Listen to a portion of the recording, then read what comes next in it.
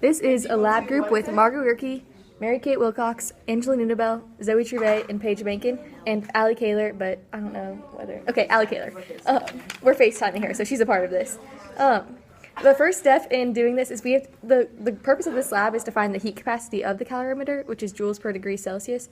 And so our first step is basically finding the Q, or the energy or the heat of the room temperature water, and the Q, or the energy or the heat of the warm water. And now to Mary Kate.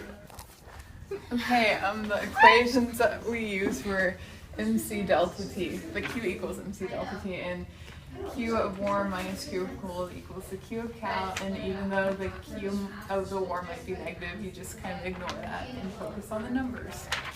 And now to Angela for the calculations. Allie, I gotta go. Temperature water. So it was 100 milliliters, so you can assume it's 100 grams. And then 4.18 joules per grams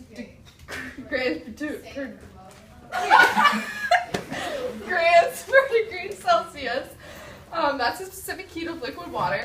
And then when we measured it, it was 21 degrees Celsius. And then when we added the warm water into the calorimeter, it was 30.5 degrees.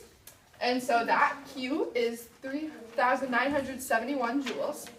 And then the Q of the warm temperature water is calculated the same. So the same 100 grams, 4.18 specific heat. And then it's 38.5, which is what it was measured when it was on the hot plate. And that Q of the warm temperature water is 3,344 joules. And now to Margot for the final calculations. In order to get our final calculations, we have to take the Q of the room subtracted by the Q of the warm. It's important to remember that this quantity is actually negative. However, we're ignoring the negative sign and just focusing on the quantity for this calculation. So we take the Q of the room, which is 3,971 joules, and subtract that by the Q of the warm, which is 3,344 joules. And that equals 627 joules. And then we divide that by the final temperature of the water. And we get 20.56 joules per degree Celsius. Which is our heat capacity for the calorimeter. And remember to do 2 trials. Hi. So for part 2 of the experiment, our goal was to determine the specific heat of an unknown metal. And in order to do that, we had to use the average heat capacity of the calorimeter that we calculated in part 1 and multiplied that by the change in temperature. And now we're calling Allie Kaler for the calculations in part 2 of the experiment. I'll just make my own video. Cut it, stop, cut the video. Okay, and here are the equations. The Q of H2O equals MC delta T. The Q of the calorimeter is the heat capacity times the change in temperature. The negative Q of the metal is the Q of the calorimeter plus the Q of H2O. And then the Q of the metal is MC delta T.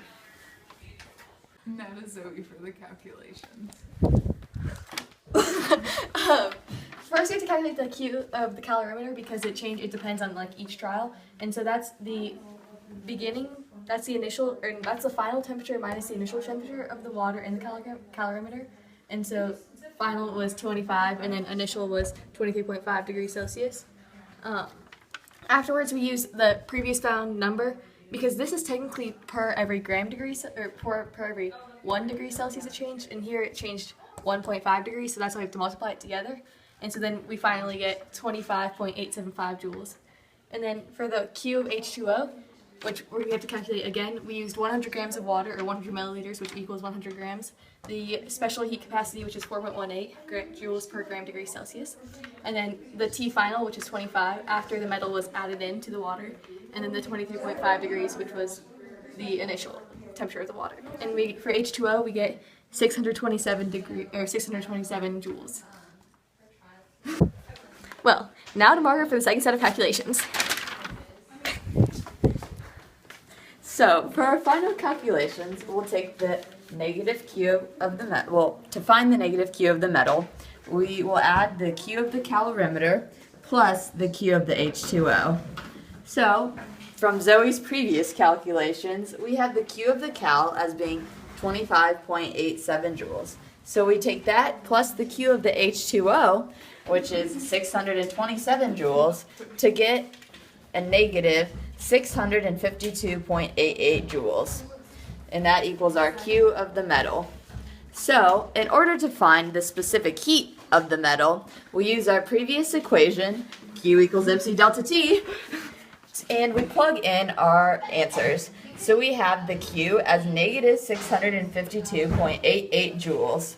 We times that by 15.3 grams because that's the mass of our metal. This C is our specific heat, and then which we're trying to find.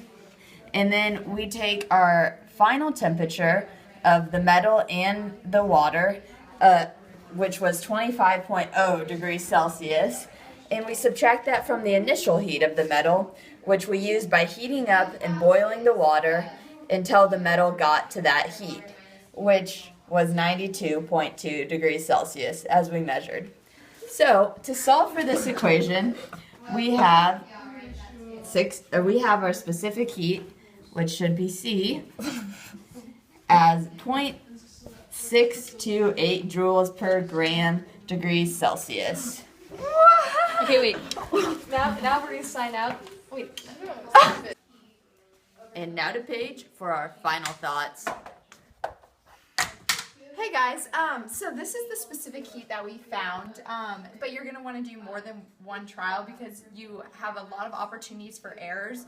For example, if you didn't heat the metal long enough, then it would be not the same degrees as the water, which would give you an artificially high specific heat.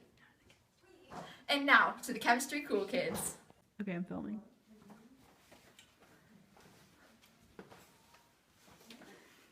Thanks for watching! I'm Allie Kaler and I approve this message.